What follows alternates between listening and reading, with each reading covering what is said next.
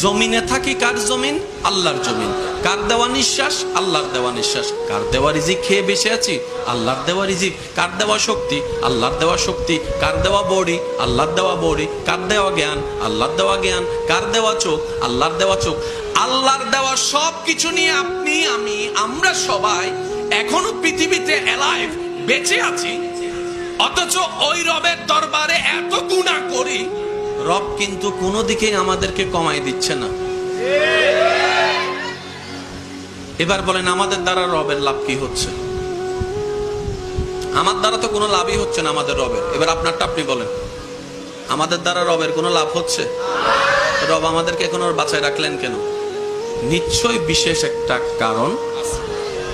ওই কারণটা খুঁজে যদি আমরা করতে পারি কিছু, অন্তত রবের দরবারে গিয়ে এতটুকু বলতে পারবো, মওলা তোমারে খুশি করার মতো কিচ্ছুই আনতে পারিনি, কিন্তু বুঝ আসার পর আমি চেষ্টা করেছিলাম তোমাকে খুশি করার জন্য। বলেন সুবহান।